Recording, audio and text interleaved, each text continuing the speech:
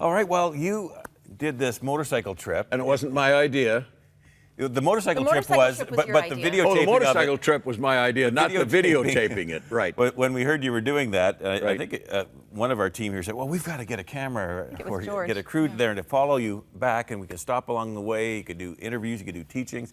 Anyway, so it's a journey, folks, and so we're going to take the next And leg. about every 150 to 180 miles, I had to stop for gas. So I plotted ahead where the gas stations were coming off I-95. Yeah, with a small gas tank, Yeah. you could do that. So here we go. You good to go? We're moving now. We're good to go, guys. As far as possible. I was thinking about Augustine and Augustine's statements. And one of the statements he made was, with God's love, without God's love, you can do nothing. But with God's love, there's nothing I cannot do. Let me repeat that again. Without God's love, I can do nothing. But with God's love, there's nothing I cannot do. So that's why Augustine, it's one of the reasons why he's such a favorite of mine. Okay, Billy Graham Parkway. and one receipt coming out. It took $16.42. And don't tell Norma Jean, but I put it on her credit card. Okay, we gotta find some breakfast, guys. Yeah, where? Where? Yeah. Okay. Well, let's ask the. We should have asked that gal that came out here.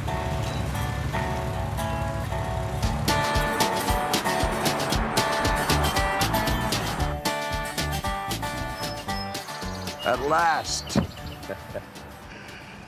breakfast.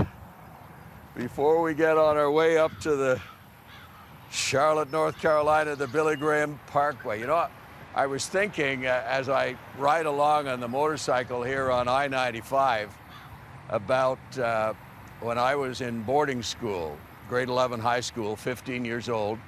I had a motorcycle already. My dad allowed me to buy it with my own money because he was leaving for the Middle East, where he spent some 21 years.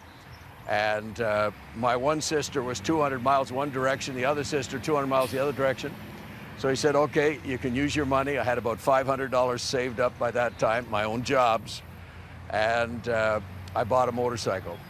And so under my yearbook picture, they had always, you know, and then riding out alone. And the reason for that is my mother died when I was 12. I was still bitter. I hadn't given my life to Christ. Didn't do that till over a year later. But riding out alone was my thing.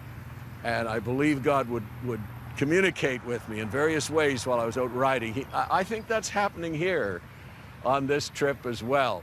So at breakfast time, come on. Waffle House. There we go. Oh, good morning. You guys are full of smiles this morning. Yeah, okay. You want to sit at the counter?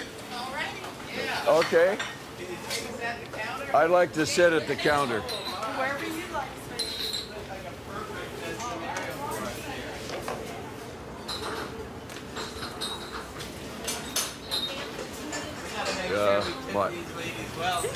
My grandson is down in Florida here on a football scholarship at university, so that just reminds me to pray for him. All right. How you doing today? I'm doing not badly. Your name is? Margie. Margie? Yes, sir. Hi, Margie. Nice to meet you. Nice to meet you too. Oh, this looks great. I am going to have... Oh, my goodness. How about that Texas bacon, egg, and cheese melt with hash browns? Yes, sir. Okay? Anything to drink? Yeah, to drink just a black coffee. Yes, sir.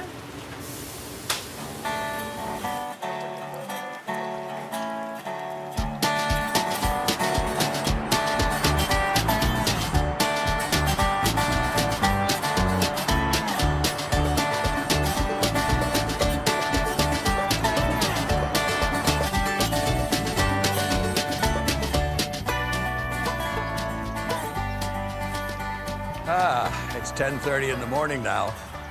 We left St. Augustine at 6 a.m. and then we stopped, of course, for some breakfast. I talked to you there. We've come all the way across Georgia and we're about to enter South Carolina. And just continuing the story from in front of the Waffle House there, where they had the little sign under my picture, riding out alone. I was 15, bought my first motorcycle, a British bike, 198 cc's, when I was 14. Got a special license at 15. In those days, people answered the mail at the Department of Highways, not computers. A lady with heart. And so anyhow, I was asked not to return, and I'm not surprised at them because I was in that bitter stage, you know, kind of heading towards that professor in the God Is Not Dead movie, whose mother also died when he was 12 years of age, and he was bitter against God. The next summer, when I was asked not to return to the boarding school, I ended up in a regular high school, and there were 4 on fire for God Christian guys in my class, the grade 12 class that was studying Latin, not many boys there.